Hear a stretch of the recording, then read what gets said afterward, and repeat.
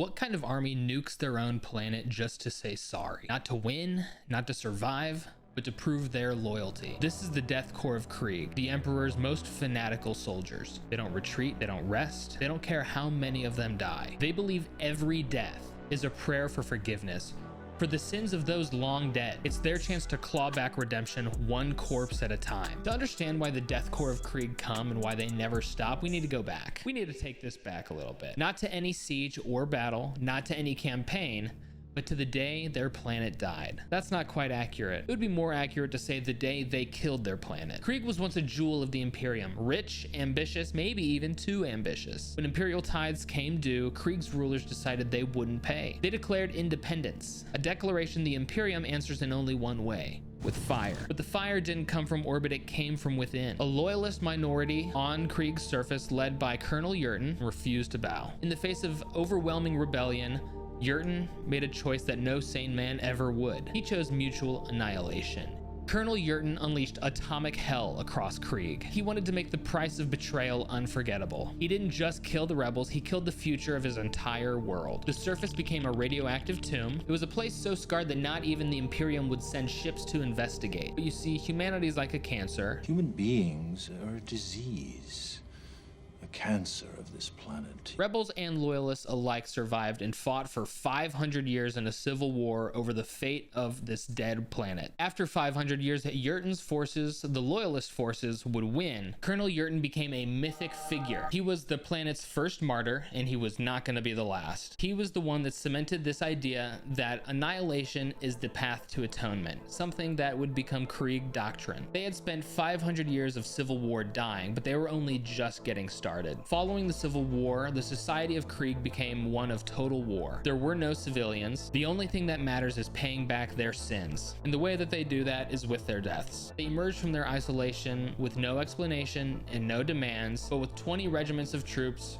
ready for battle. Ready for battle on the front lines in this crazy, crazy universe. 20 regiments might have been their initial offering, but there were going to be many, many more to come. Krieg wasn't a planet exactly anymore. It was a machine that produced one thing: meat for the grinder. To be born on Krieg is to be born guilty of sins committed centuries ago. Your only escape from guilt is in service to the Emperor. To have an identity on Krieg is pretty unheard of. It's a race by design if it's really possible to have one in the first place, because the planet is already so inhospitable. To survive, you need, of course, the gas mask and completely insulating clothing, which basically means that nobody can see your face and you can't see anybody's face. Everybody's interchangeable all the time. There's no names, no families, no futures. You're not a citizen, you're an asset or a tool. And you only got to do one thing, and that is die in the fight. That's your only option. Rather than a name, you have an assignment code depending on your role. Your assignment code is dependent on your posting, depending on like which regiment you're in or what kind of job you fill. Only officers receive names, and that's only when they reach high enough rank.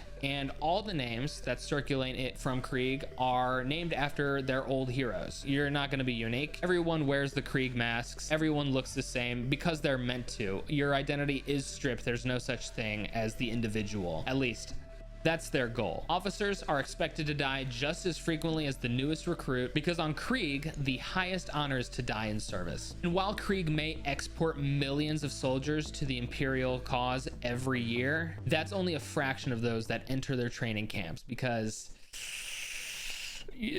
it's not good. It's not good. Training isn't exactly preparation for death, it is death. Cadet regiments are pitted against each other in live fire war games where failure is cold. Surviving training isn't even really a victory.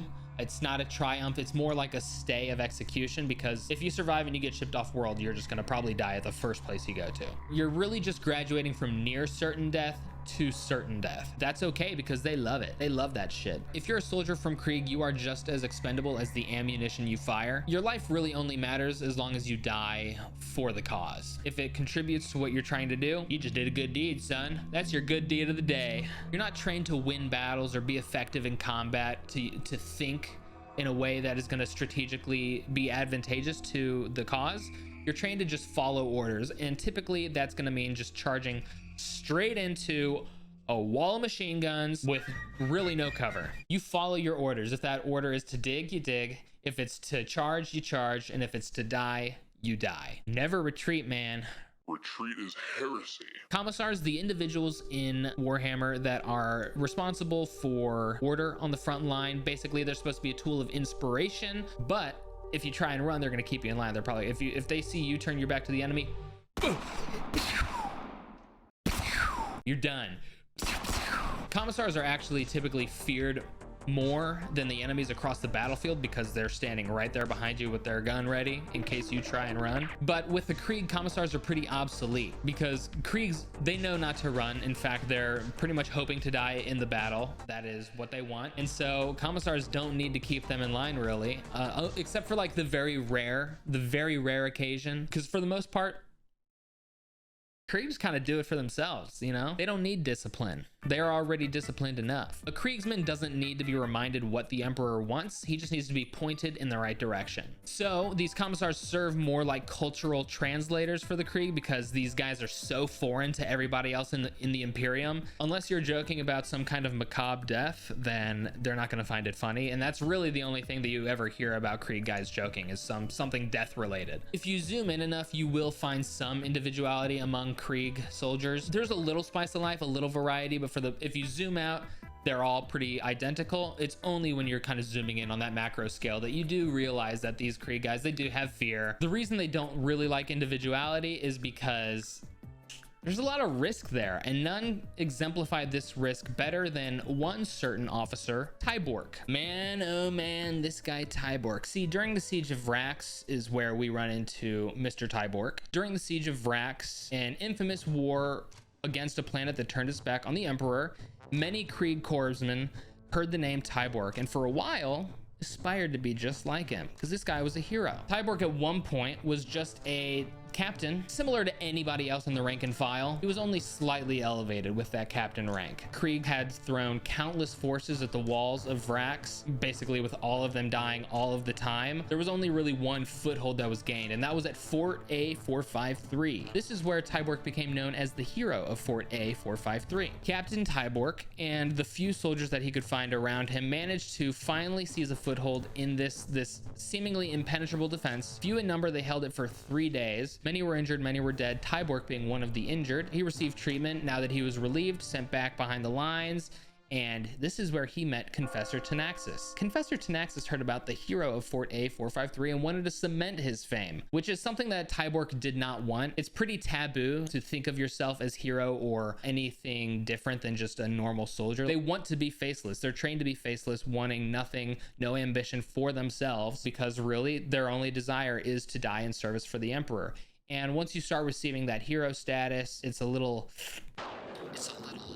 corrupting. It's potentially corrupting. All Tyborc wanted to do was fight, just like any other soldier in his position.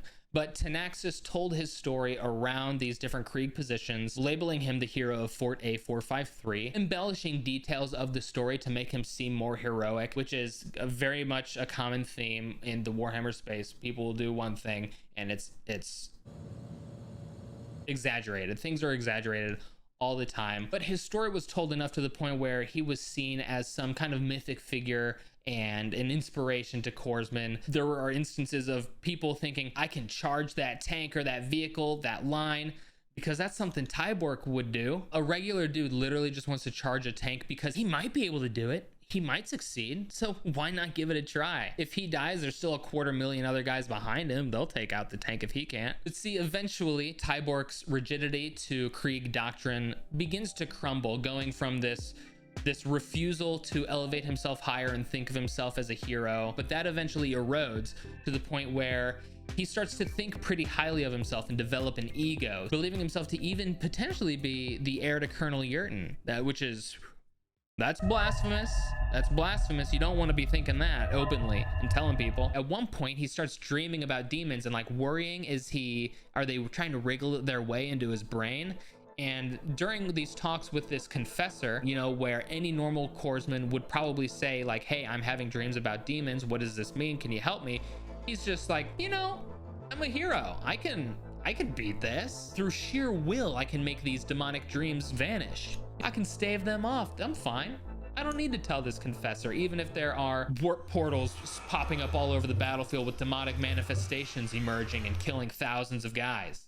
That's fine. Ambition is pretty normal to humanity in general. Like in most places, it's okay to be ambitious, just not on Krieg. It just shows really that despite this training, brainwashing, and conditioning, humanity can still prevail the human element, even if you are raised to be just one faceless number among millions. And that's where I kind of want to dive into how do the rest of the Imperium view the Krieg, because there are a lot of different levels for people to interpret this faceless fighting force that just craves death, this death cult. If you're from high command, the big boys at the top, then the Krieg are basically a dream come true. It's a seemingly endless supply of troops that follow orders. They're eager to take on the worst battles you can throw them in. They're endlessly replenishable. Like, these are guys that basically believe their lives to be forfeit already, because if they die, it's one drop in the bucket towards redeeming their planet. If they can just pile 250,000 Kriegsmen in one spot to even just slow down the enemy, even if it means they all die, then the Krieg are gonna line up happily with smiles on their gas mask faces. Even if it's literally just saying, stand here, block them while we just artillery barrage and airstrike this entire space. You're probably gonna die, but the airstrike's gonna take out everything else too. They're like, all right, sure. Use this as a meat shield. They literally want to be used as a meat shield. If you're at high command, basically the worst thing you're having to deal with would probably be just an endless list of, well, not names, but assignment numbers for the countless dead in each fight. I'd say field commanders probably might have mixed opinions on the Krieg, and I'm talking about combined forces where Krieg are deployed side by side with other regiments from other planets, because you can't really argue with the Krieg being able to get results. It's their a force of attrition where all they do is starve you of your resources by just hurling themselves at you until you have nothing left to give. They could have 10 times, maybe even more units than their other Imperial counterparts, and even if they lose 80% of them, they accomplish their goals. One thing I could also see is it being pretty difficult to coordinate with Krieg with how rapidly they burn through troops, including their leadership. Like, imagine being an officer for an adjoining regiment from a different planet. Every week you're having to coordinate with a new commander and say the exact same things to him over and over and over again as he dies and is replaced. It would be, I would feel like that would get pretty tiring, pretty frustrating. But hey, I mean, at least it's like it's the exact same person over and over again, varying shades of gray. Fellow guardsmen are where I'm really curious about what it would be like, because like, they all look the same. They don't really have much personality due to their conditioning and training, brainwashing. So you can't really connect with them. That's why commissars act like cultural translators, essentially. Their dedication to the cause, their unflinching attitude, they might make you look bad as a soldier in comparison. But the good news is you're probably gonna outlive all of them. A common thread between all these different levels of the Astra Militarum's attitude towards Krieg is that they're a very wasteful bunch. This is the Imperium though. Lives are cheap, but even by that metric, the Krieg are pretty extreme. They far exceed expected losses exponentially. For example, Tanith, they only ever produced one regiment of troops, the Tanith First and Only, and this one regiment survives 15 books, with varying levels, of course, of replenishment as they adopt troops from other planets they visit. If the Tanith were a Krieg regiment, all of them would have died in the very first assault on the very first book, the very first attack they ever conduct. They would have just all been gone. Faith in the Emperor plays a big role in Krieg doctrine. It's for his forgiveness that they hurl themselves at impossible odds into certain death. Kind of picture their guilt like it's a scale where their guilt side is very heavy and their redeeming side is very light, but every death is just one little grain of sand, one little piece of ash on this side, trying to eventually level the scales and balance their guilt and finally seek redemption. If the Emperor came down from the throne and told them, you know what, we can wipe your slate clean if all of you just die right now, they would do it. They would do it, no questions. They'd be like, all right, we're okay, we're already preparing to die, but if it just means all of us dead all at once, cool, let's do it, bye-bye. It's for that reason that their entire planet is a machine for war. It was rebuilt from the ground up to fuel the war effort. We don't really know too much about how they output so many guardsmen. There's really only a few hints in the lore as to why this is the case, because it's pretty fascinating. Every other planet in the Imperium struggles basically for the most part to meet military tithes, but Krieg, it has no issue. Most planets you're expected to submit one regiment every 10 years or so. The Krieg mentality is, here's 20. Is that enough? Here's only 20. we only had 45 regiments this time. Is that okay? We're making more, I promise. How do they do it, man? How are they making all these babies, all these war babies? There's a couple theories floating around out there, and the really only clue that we have is what's called a Vitae Womb. It's been interpreted in several ways. There's lots of debate. Could we be dealing with the clones from Camino in Star Wars? Are these vat babies? Cloning, it seems intriguing. Just like, how else would they be able to pump out so many soldiers on a world that is dead and radioactive, where to live on the surface you have to wear a completely sealed suit with a gas mask? Another option might be that eggs are harvested. Perhaps that's the case. Eggs are harvested from women and placed into like vats where they are then artificially inseminated or inseminated for real.